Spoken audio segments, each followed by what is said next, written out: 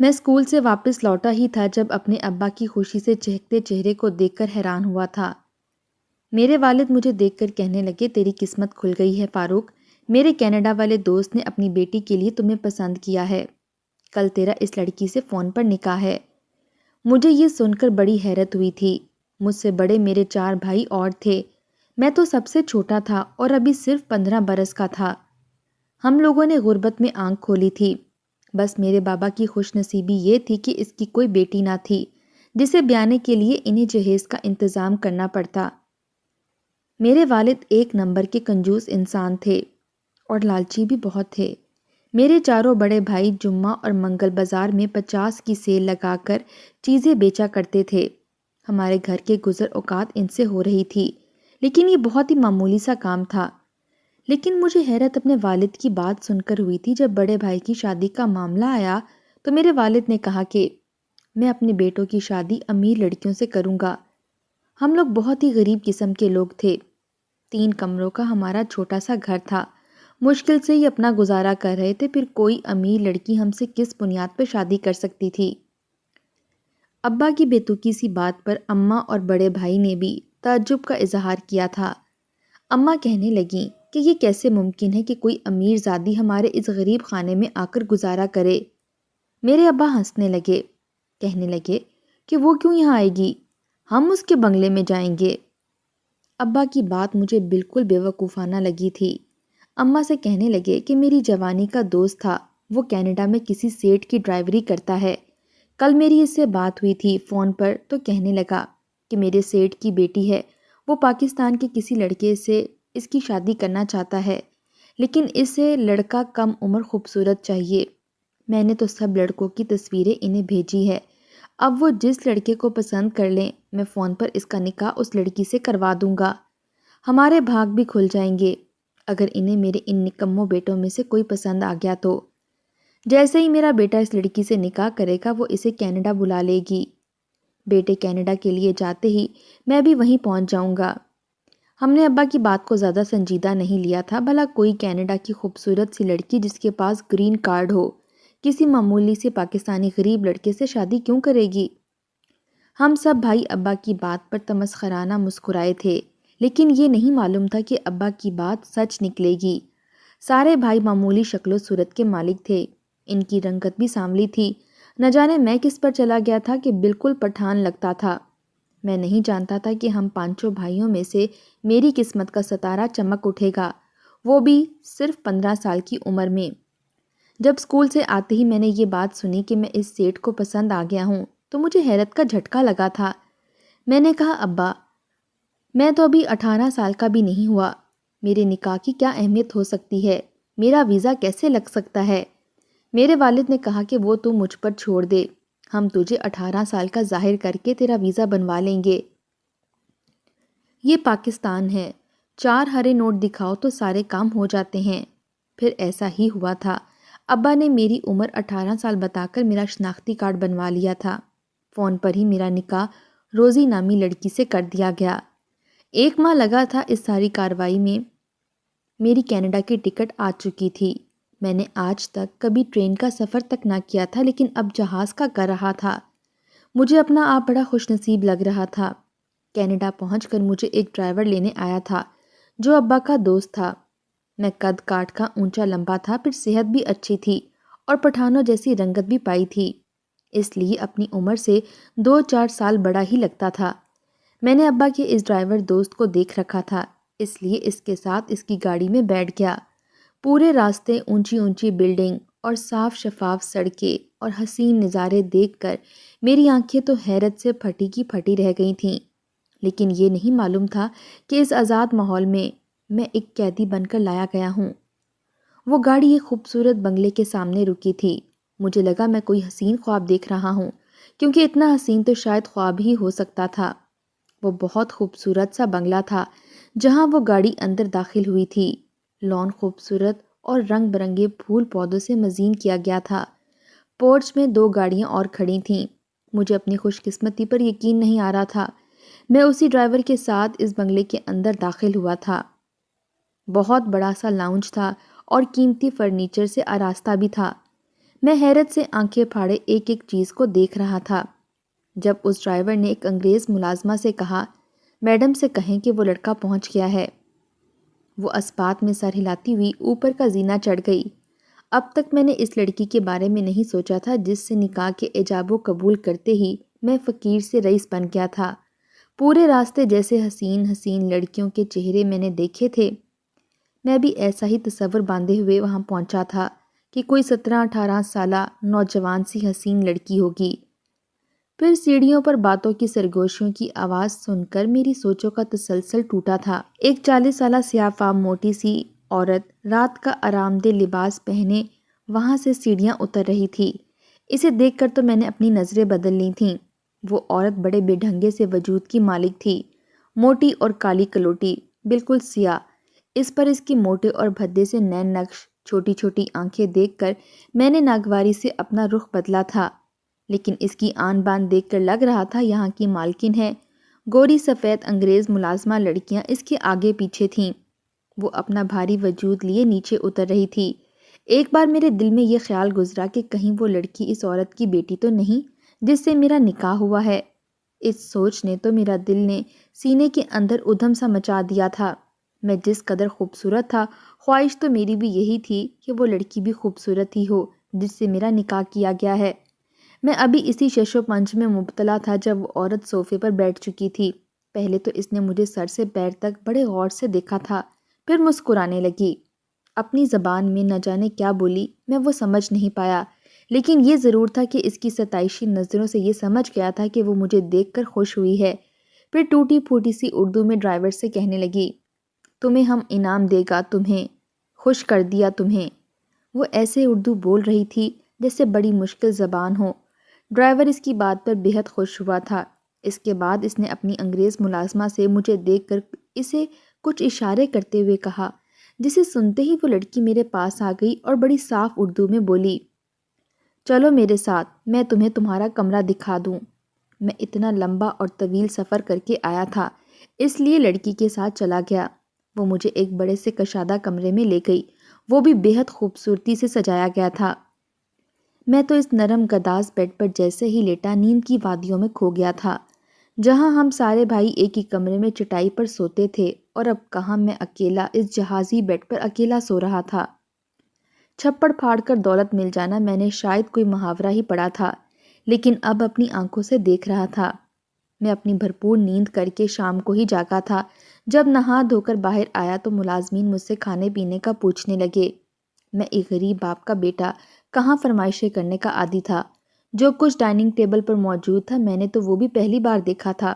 میں نے پیٹ بھر کر کھانا کھایا تھا۔ اس کے بعد وہی ڈرائیور مجھے اپنے ساتھ ایک مال میں لے گیا، مجھے بہت قیمتی برانڈ کے کپڑے لے کر دیے۔ اس کے بعد ایک سیلون میں جا کر میرے بالوں کا ہیئر سٹائل بنوایا گیا۔ میں بے حد خوش تھا کہ شاید اب میری اس لڑکی سے ملاقات بھی کروائی جائے گی جس کی وجہ سے میں یہاں آیا ہوں۔ رات کو جب میں واپس پہنچا تو وہی موٹی عورت میری منتظر تھی، مجھے دیکھ کر مسکرانے لگی، پھر مجھے اپنے پاس بیٹھنے کا اشارہ کیا۔ میں اس کے پاس بیٹھ گیا۔ اب میرے دل میں اس کی لڑکی کو دیکھنے کی شدت سے خواہش ہونے لگی تھی جس سے میرا نکاح ہوا تھا۔ میں اچھل کر ہی تو رہ گیا تھا جب اس سیاہ فام عورت نے میری ٹانگ پر بڑی بے تکلفی سے ہاتھ رکھا تھا۔ میں بدک کر پیچھے ہٹا تھا۔ مجھے یوں پیچھے ہٹتا دیکھ کر وہ عورت کہکا مار کر ہنس پڑی تھی۔ میں بری طرح سے بدحواس سا ہو گیا تھا۔ اس عورت کی نظریں مجھے بڑی عجیب سی لگی تھیں۔ وہ مجھے نہ جانے کیوں کچھ بے تاب نظروں سے دیکھ رہی تھی۔ وہ ایک عورت ہوتے ہوئے کچھ مردوں جیسی بے باک نظر رکھتی تھی۔ مجھے جس انداز سے سر سے پیر تک دیکھ رہی تھی میں بدحواسی کا شکار ہو چکا تھا۔ اس عورت کی نظروں میں نہ جانے ایسا بھی کیا تھا کہ ایک لڑکا ہوتے ہوئے میرا دل خوف سے کانپا تھا۔ میرا دل چاہا یہاں سے اٹھ کر چلا جاؤں، خود کو اس عورت کی نظروں سے اوجھل کر لوں، لیکن یہ شاید میری آزمائشوں کا دن تھا۔ میں نے کہا مجھے نیند آ رہی ہے۔ وہ عورت کہنے لگی جاؤ جا کر آرام کرو۔ میں اپنے کمرے میں چلا گیا اور بیڈ پر جا کر لیٹ گیا۔ مجھے اس مخملی بیڈ پر لیٹ کر بھی ایک گھٹن کا احساس ہو رہا تھا۔ بڑا عجیب سا ماحول تھا، بڑی عجیب و غریب سی وہ عورت تھی، اور ڈرائیور کے سیٹ کو تو میں نے اب تک نہ دیکھا تھا کہ کون ہے، اور نہ ہی اس کی بیٹی کو جس سے میرا نکاح ہوا تھا۔ میں نہیں سوچا کہ تانے بانے بنتا ہوا سو چکا تھا کہ رات کو مجھے یہ محسوس ہوا کہ میں بیڈ پر اکیلا نہیں ہوں۔ ہوش تو میرے اس وقت اڑے جب میرے چہرے پر مجھے کسی کے ہاتھ کا لمس محسوس ہوا۔ میں ہڑبڑا کر اٹھ بیٹھا تھا۔ کمرے میں گھپ اندھیرا تھا۔ میں نے جلدی سے سائڈ ٹیبل پر رکھے لیمپ کو آن کیا تو جو میرے بیڈ پر میرے ساتھ موجود تھی وہ وہی سیاہ فام عورت تھی، وہ رات کے آرام دہ لباس میں۔ یہ دیکھ کر تو میں سانس لینا تک بھول گیا تھا۔ مجھے دیکھ کر عجیب سی مسکراہٹ چہرے پر سجانے لگی۔ میں نے کہا، آپ میرے کمرے میں کیا کر رہی ہیں؟ وہ میری بات پر کچھ متعجب سی ہوئی تھی۔ کہنے لگی، اس لیے مجھے تم پسند آئے ہو۔ میں نے کہا، آپ کیسی باتیں کر رہی ہیں؟ اپنی عمر دیکھیں اور میری عمر دیکھیں۔ میں آپ کے بچے کے برابر ہوں گا۔ میرا ویسے بھی کسی روزی نامی لڑکی سے نکاح ہوا ہے۔ میری بات پر وہ ہنسنے لگی، کہنے لگی، میں ہی روزی ہوں، تمہارا نکاح مجھ سے ہوا ہے۔ یہ سننے کی دیر تھی مجھے لگا میرے سر پر آسمان سا گر گیا ہو۔ میرا نکاح اپنی سے دگنی سے بھی زیادہ بڑی ایک بدصورت سی عورت سے کیا گیا تھا، جسے 2 منٹ بھی کیا میں دیکھنا بھی نہیں چاہتا تھا۔ میں فوراً سے بیڈ سے نیچے اتر گیا۔ میں نے کہا، آپ جھوٹ بول رہی ہیں، میں آپ سے نکاح نہیں کر سکتا، آپ مجھ سے بہت بڑی ہیں۔ وہ عورت کہنے لگی، زیادہ نخرے مت دکھاؤ مجھے، جب سے تمہاری تصویر دیکھی ہے میں تو تمہاری قربت کے لیے بے چین ہوں۔ میں نے تمہارے باپ کو تمہاری لاکھوں کی قیمت بھری ہے، تمہیں اپنی خواہش پوری کرنے کے لیے خریدا ہے، اس لیے کہ تم مجھے خوش کرو۔ اس کی باتوں نے تو میرا سر چکرا کر رکھ دیا تھا، میرے ہوش اڑا کے رکھ دیے تھے۔ میرے باپ نے مجھے بیچا تھا، میری قیمت وصول کی تھی۔ میں یہ تو جانتا تھا کہ میرا باپ لالچی تھا، لیکن یہ نہیں پتا تھا کہ وہ مجھے ایک ہوس شدہ عورت کے ہاتھوں بیچ دے گا۔ میں عمر کے جس حصے میں تھا میں نے تو عورت کو بکتے ہوئے بھی نہیں سنا تھا، اور ایک مرد کا سودا؟ میرا ذہن کام نہیں کر رہا تھا۔ اس عورت کو دیکھ کر اور اس کے ساتھ کسی بھی قسم کا ایسا بے تکا سا رشتہ قائم کرنے پر میں قطعی تیار نہ تھا، لیکن وہ مجھے بڑے غصے سے گھور رہی تھی۔ مجھ سے کہنے لگی، میرے پاس آؤ ورنہ بہت پچھتاؤ گے۔ اس کے جارحانہ انداز پر میں خوف زدہ سا ہوا تھا۔ اس کی عمر تو جو تھی وہ تھی، لیکن عجیب بدصورت سی عورت تھی جس کی قربت کا سوچ کر بھی گھن آئے۔ میں کیسے اس کے پاس جا سکتا تھا؟ میں نے کہا، مجھے ایسا کوئی نکاح قبول نہیں، اس لیے مجھے واپس پاکستان جانا ہے۔ وہ عورت اب بیڈ سے اٹھ کر میرے پاس بڑے غصے سے آئی تھی، کہنے لگی، میں نے تمہاری قیمت دی ہے لڑکے، خریدا ہے تمہیں، میں تمہارے دین کی نہیں ہوں۔ نکاح میرے لیے صرف ایک کانٹریکٹ پیپر تھا، ایک سودے بازی تھی۔ میری آنکھوں سے آنسو بہنے لگے تھے۔ میں نے اس کے سامنے ہاتھ جوڑ دیے اور اس کی منت سماجت پر اتر آیا کہ میں یہ سب نہیں کر سکتا، وہ مجھے واپس پاکستان بھیج دے۔ لیکن وہ بڑی صفاک عورت تھی، اس نے میرے منہ پر بڑے زور کا تھپڑ مارا تھا۔ اس کا بھاری بھرکم ہاتھ پڑتے ہی میری آنکھوں کے سامنے تارے سے آ گئے تھے۔ پھر وہ رات بھر میرے لیے ایک اذیت تھی۔ عورت کا بکنا اور اس کی عزت کا برباد ہونا شاید ہمارے معاشرے کی عام سی بات ہو چکی ہے، لیکن میں ایک مرد ہو کر پامال ہوا تھا، وہ بھی اس غیر مسلم عورت کے ہاتھوں۔ وہ عورت جوان اور کم عمر لڑکوں کی دلدادہ تھی۔ کم عمر لڑکے دیکھ کر اس کی ہوس شدہ نظریں بے باک ہونے لگتی تھیں۔ میری تصویر دیکھ کر وہ مجھ پر فریفتہ ہو گئی تھی۔ میں نے رات ایک ذہنی اور جسمانی اذیت میں گزاری تھی۔ مجھے لگا ایک ہی رات میں جیسے میں بے جان سا ہو چکا ہوں۔ میں اپنی اس غلامی پر جتنے آنسو بہاتا اتنا ہی کم تھا۔ اگلے روز اس عورت نے میرا کھانا کمرے میں ہی بھیج دیا۔ اس وقت مجھے بھوک بھی بہت لگ رہی تھی۔ میں نے جلدی سے کھانا کھانا شروع کر دیا۔ مجھے اندازہ نہ تھا کہ میں 4 روٹیاں کھا جاؤں گا، لیکن میں کھا رہا تھا۔ عجیب بات یہ تھی کہ کھانا کھاتے ہی مجھ پر غنودگی سی طاری ہونے لگی تھی۔ میں پھر سے نیند میں جا چکا تھا، لیکن نیند میں بھی مجھے یہ محسوس ہو رہا تھا کہ میرے ساتھ غیر اخلاقی کام ہو رہا ہے، لیکن مجھ پر تو جیسے بے ہوشی طاری تھی۔ جب مجھے ہوش آیا تو جو کچھ میں نے دیکھا، ایک مرد کے ہوتے ہوئے میری آنکھوں سے آنسو بہنے لگے تھے۔ ایک اسی عمر کی دوسری عورت میرے ساتھ موجود تھی۔ مجھے نشے کے انجیکشن لگائے جانے لگے تھے اور مجھ سے ایسی عورتیں اپنی خواہش پوری کرنے لگی تھیں جنہیں کم عمر لڑکوں کی ہوس ہوتی تھی۔ پھر جس ملک میں میں گیا تھا وہاں کی عورتیں بے دین تھیں۔ رشتوں کی جو خوبصورتی دین اسلام میں ہے وہ کسی دوسرے مذہب میں ہرگز نہیں ہے۔ جہاں میں آیا تھا وہاں جنگل کے جانوروں والا قانون تھا، جنہیں کسی چیز کی ہوش اور کسی رشتے کی تمیز نہیں ہوتی۔ نہ باپ بیٹی کے رشتے کی کوئی اہمیت ہوتی ہے، نہ ماں بیٹے اور بہن بھائی کے رشتے کی تمیز، جہاں صرف جنسی ہوس کی تسکین کو اہمیت دی جاتی ہے۔ نہ نکاح کے پاکیزہ رشتے کا کوئی تصور ہے اور نہ ہی کوئی اہمیت۔ مجھے کسی بکاؤ مال کی طرح سے استعمال کیا جانے لگا تھا۔ میں ہر وقت نشے کی حالت میں رہتا تھا۔ مجھے اس طرح کے انجیکشن لگائے جاتے جو میرے اندر ہر چیز کی بھوک کو جگانے لگتے تھے۔ میں ایک وقت میں 10 روٹیاں کھا جاتا تھا، لیکن میری بھوک نہیں مٹتی تھی۔ اس کے علاوہ میں اس غلیظ کام کا عادی ہو چکا تھا جسے زنا کہتے ہیں۔ میرے اندر ایسے جذبات کو اجاگر کرنے کے انجیکشن لگائے جاتے تھے۔ میرے پیٹ اور نظر کی بھوک اب بڑھنے لگی تھی۔ میں 2 سال میں اپنی عمر سے 5-6 سال بڑا لگنے لگا تھا۔ روزی بہت امیر عورت تھی، اپنے دوستوں کو تحفے کے طور پر مجھے پیش کرتی تھی۔ ان میں سے ایک عورت کو میں بہت پسند آ گیا تھا، اتنا کہ وہ میری محبت میں مبتلا ہو چکی تھی۔ لیکن وہ تھی 30 سالہ عورت، انگریز خوبصورت عورت، روزی سے کئی گنا زیادہ امیر اور دولت مند تھی۔ اس نے مجھے روزی سے خرید لیا تھا اور مجھے اپنے گھر لے آئی۔ وہ روزی کی طرح بدصورت بھی نہ تھی، ایک خوش شکل خاتون تھی۔ وہ مجھے اپنے ساتھ کلب لے کر جانے لگی اور میرے ساتھ ناچتی تھی، شراب پیتی تھی اور وقت بھی میرے ساتھ ہی گزارتی تھی۔ لیکن جس قدر میں نفسانی خواہشات کا عادی ہو چکا تھا، میری نظریں اب جوان کم عمر لڑکیوں پر بے باک ہونے لگی تھیں۔ 8 سال میں نے اس عورت کی سنگت میں گزارے تھے۔ وہ میری محبت میں بری طرح سے گرفتار ہو چکی تھی۔ اس کا اب یہ حال تھا کہ میں دن کو رات کہتا تو وہ رات کہنے لگتی۔ ایک بار مجھے کلب میں ایک کم عمر لڑکی اچھی لگنے لگی۔ میں ڈانس کرتے ہوئے اس لڑکی کے پاس چلا گیا، لیکن یہ بات اس عورت سے برداشت نہیں ہوئی تھی۔ واپسی پر وہ مجھ سے بڑے غصے سے کہنے لگی کہ میں اسے کسی دوسری عورت کے ساتھ نظر نہ آؤں کیونکہ وہ مجھ سے محبت کرتی ہے۔ میں نے کہا تم صرف مجھ سے اپنی خواہشات پوری کرتی ہو، محبت نہیں کرتی، ورنہ مجھے یوں غلام بنا کر نہ رکھتی، میرے نام بھی کچھ کرتی، میرا بھی کوئی بینک بیلنس ہوتا۔ میں جانتا تھا کہ میں اس عورت کی کمزوری بن چکا ہوں، اسے میں جو کہوں گا وہ کرتی چلی جائے گی۔ اس عورت نے میرا بینک اکاؤنٹ کھلوا کر مجھے بہت سے پیسے دے دیے۔ آہستہ آہستہ میں اس سے محبت جتا جتا کر سب کچھ اپنے نام کر چکا تھا۔ میں نے 8 سال اس عورت کی سنگت میں گزار دیے تھے۔ میں اب 25 سال کا ہو چکا تھا اور وہ عورت اب 40 کے لگ بھگ ہو چکی تھی، کچھ بیمار سی بھی رہنے لگی تھی۔ اسے اب میرے ساس اور احساس کی زیادہ ضرورت تھی، لیکن میرے دل میں اس کے لیے ایسا کوئی جذبہ نہ تھا۔ لیکن ایک بار اس نے مجھ سے کہا جو میں حیران رہ گیا سن کر۔ وہ مجھ سے کہنے لگی کہ وہ مسلمان ہو کر مجھ سے نکاح کرنا چاہتی ہے۔ مجھے اس کی بات نے حیران کر دیا تھا۔ وہ ایک انگریز عورت تھی اور بہت خوبصورت بھی تھی۔ میں نے کہا تم ایسا کیوں چاہتی ہو؟